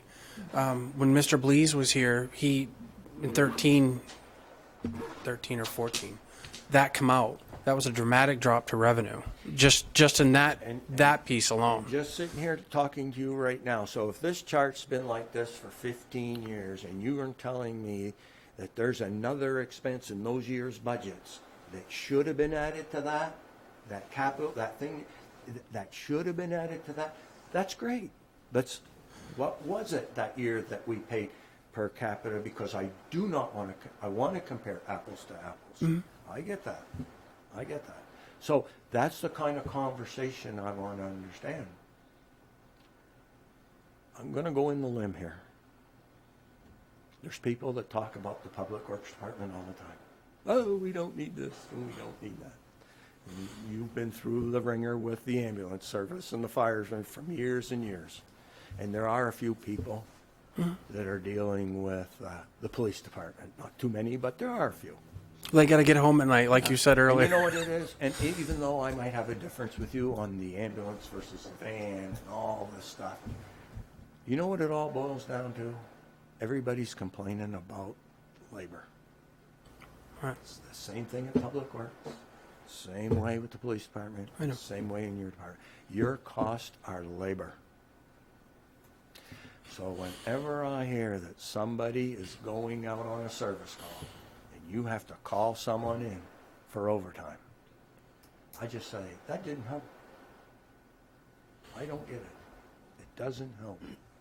So these are my thoughts and to present to you. And we're going to go through a budget cycle. So if something costs me, Chief, legitimately costs me $130, and I sell it for $70, I agree. I see what you're saying. it isn't going to make the farm very profitable for the next generation. And I have to understand this. I have to understand it before I can make decisions. Once again, I get long-winded and I apologize. Hugh? Yeah, and I think that's a part that'll help. But when I looked at this I looked at your revenue pie, let's call it, your insurance reimbursements, your fire reimbursement. What do you call that? The contracts? Yeah, the fire contracts. Yep. And then your ambulance bill. That's like another $75,000. So if that's 100% of your revenue, 82% of it is your insurance reimbursements. So this all here is baked into that 18%. So, right? I don't think any of the insurance reimbursements That's are. what I'm saying. Yeah. This is that 18%, Right. not that 82. And if that 82% of your revenue really is not enough, right? You're going to get some relief on that, right? Another 200 and something thousand. Yeah. Well, from last year's numbers, it would have been about 230-ish, high 230s. So, what it tells me, regardless of this part of it, this is the 18% of it.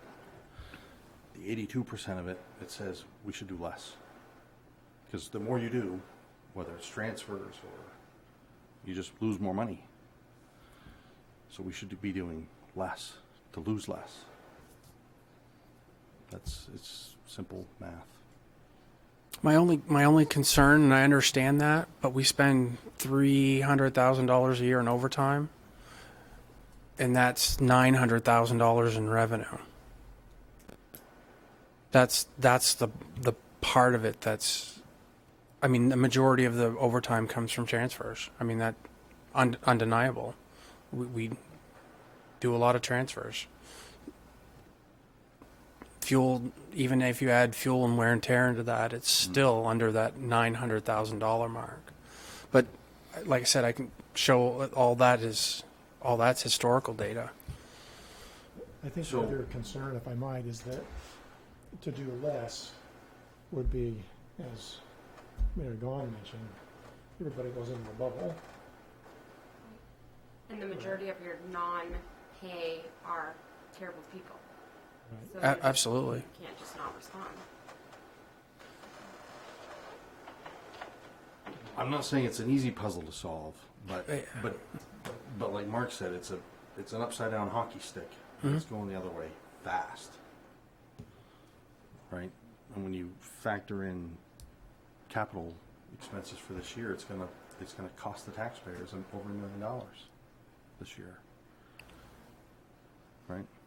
No, shouldn't On paper, with capital. Well, that's how our budget is. that's on our budget. That's on That's what paper. our budget Okay. is. That's All on right. paper. It might not, the chips might not fall that way, right? But that's what we all agreed to going into this year. Again, Are it's you that- looking at increasing the? I've got a couple ideas for outside. I think that's I think that's definitely part of the solution. All I'm saying is, it's not going to get you. It's not going to get us there. How do you do less? You answer every other call? I don't understand how you do. Like I said, the only way you lose less money is to do less work. So we need to make the citizens of Caribou healthier. I think the conversation of tonight on the agenda was servicing other communities other than ours. And we're in that reference. Should, I think the hidden question is here, should we be doing this service or shouldn't we? And if we should be doing this service, what should we charge? I agree that we should charge for our capital investment. That's part of it. I mean,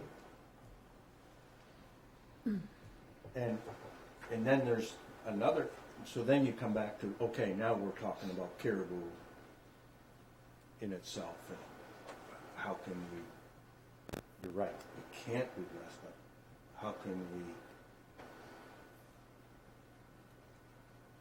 operate with less, I guess, is the way I'm brainstorming here, so please don't tear me apart.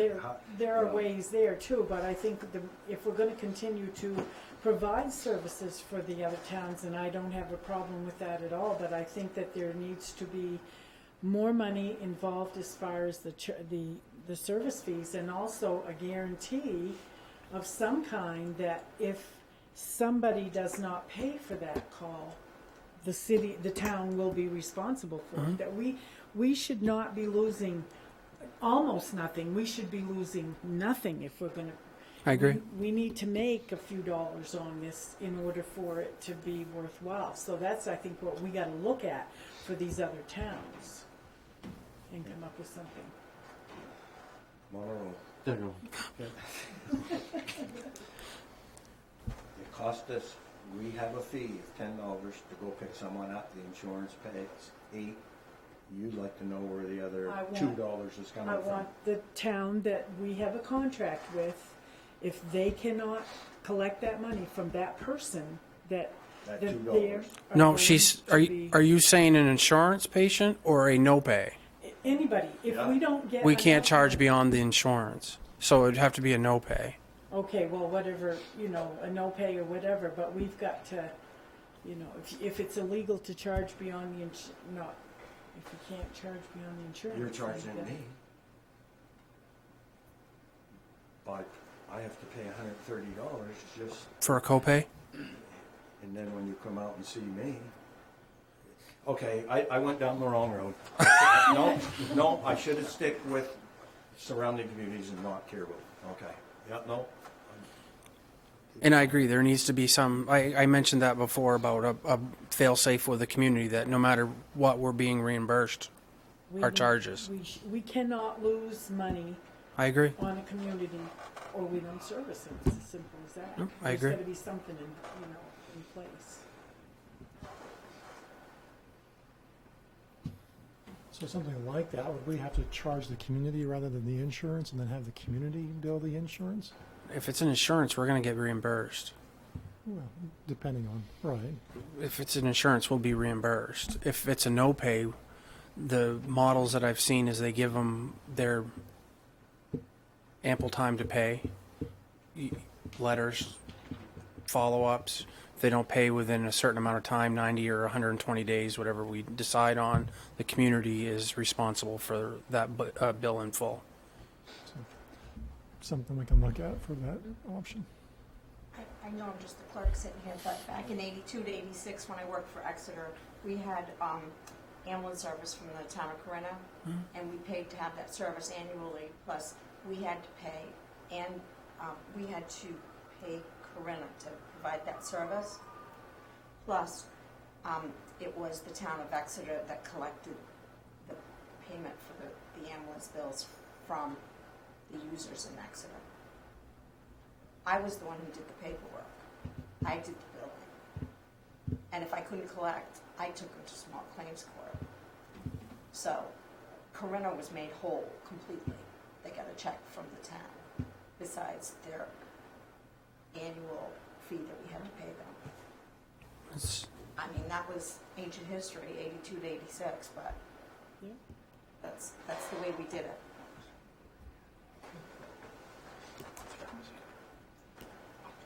There's options we'll look at. I don't think we need to get into the weeds anymore on that. One subject, I guess, before, and it doesn't matter if we're talking about surrounding communities or just talk about Caribou. I guess I'd like to have a one-page. Can you tell me what it costs the citizens of Caribou to own and operate a fire and ambulance department? Which includes operating, overtime, capital expenditures. I think the leases are in the capital expenditures. I don't know that for a fact. Anything that is related to fire and ambulance is the cost is an expense. And then we'll divide it by the amount of people we have in our community. That would, regardless of how this branches off, I just would like to get an understanding of what it costs. And during that conversation, I'd be more than happy to bring in my numbers and share them and go through it. So, any chance? Anybody have any objections if we have a little presentation at the next city council? Dennis, would you prepare at the next city council meeting an agenda item for 5 minutes explaining what it costs the citizens of Caribou based on budgeted numbers that the council approved? Let's use that right now. Thank you. Any other? No, I was just saying per capita, but we can figure it out. Yeah, per capita is what would be the last division that we do. I'd just like to know. Any other comments or questions? Dennis? So as far as coming out of this, you want to have the discussion about the public safety facility on the next agenda? Police versus combined facility versus Yes, please. civic complex? Yeah. And the 5-minute report on this is the cost of a fire EMS service. Correct. Okay. We always have the option of taking things off the week before if this agenda gets too big. Can you go back to the slide where you had the costs for each community, it was like your second or third slide, I think. Right there. So call that 2.2 million. Okay. I just want to get one thing clarified. You mentioned your transfers. Your revenue is about $900,000 a year.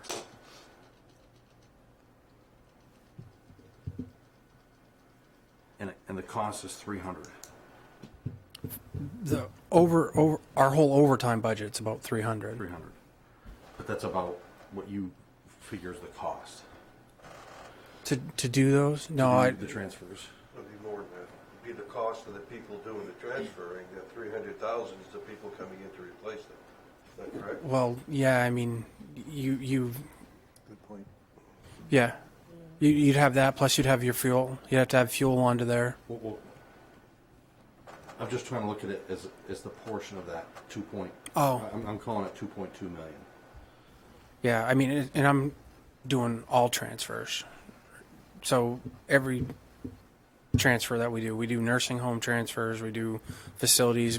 I mean, we go Holton South or Fort Kent. So instead of 300,000, if we called it 500,000, What's that? the cost to do transfers. The transfer program cost. Oh, it'd probably be under that, a little bit under that. Let's call it 500. Okay. So it would mean it costs us $500,000 a year to bring in $900,000 just to do transfers, which is pretty good, right? Then it costs us $1.7 million for $500,000 in revenue for everything else. Fighting fires, all other ambulance work, ambulance billing, everything else. Yeah. In other words, we're on the plus 400K on transfers, and we're negative 1.2 million on everything else. Probably pretty close. Fires. Our fire budget was always about $600,000 a year, and that's just an. Yep. That's a cost of doing business. For cost of having a fire department. Yep. So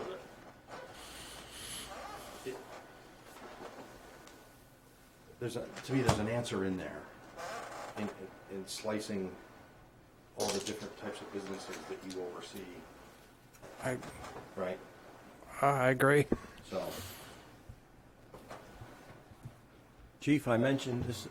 I'm just saying, there's probably not a silver bullet in there, but I think there's a way to tighten this up. If I have something that's making me money at the farm, I kind of like let it go.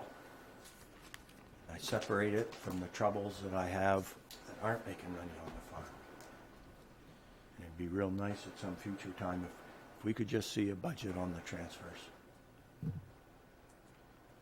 And treat it as, I know you have it all intertwined, but I guess I'd like to have you pick it out and see if you could figure out if Caribou were to set up another department and just call it transfers. What would it possibly look like? I can get that. Well, no, we've got a long road to go. I'm just giving you a conceptual idea. I'm trying to figure out the best way that we can not only understand this better ourselves, but how we transfer this to the citizens so when taxes go up, we can vote yes on it. Agreed. No, I understand. And that's what I'm trying to do. I'm not saying we're going to do that. I'm just saying what other ideas are out there of how to do this. The whole problem is we're tied, in my personal opinion, we're tied in to government regulations and government paying. And agreed. And this is my motto, Chief. Government can't solve anything. Government is the problem of everything. It really is. So we're in the world of Unbelievable. I do have a couple models I'd like to bring to you. I'm getting them for contract communities. There are some other things out there that have progressed more than we have that are pretty interesting, depending on the community and the distance from the bases and which would be applicable to us. I've just never worked with them, and I have to see them. But it might be something that it's not based off a per capita; they're based off a generator, a rate generator, which is a little bit different. But I'll be evaluating a couple of those and have to bring them to you. Like it's been said, out of the box. How can we create something better here? And that'll be part of it. Good.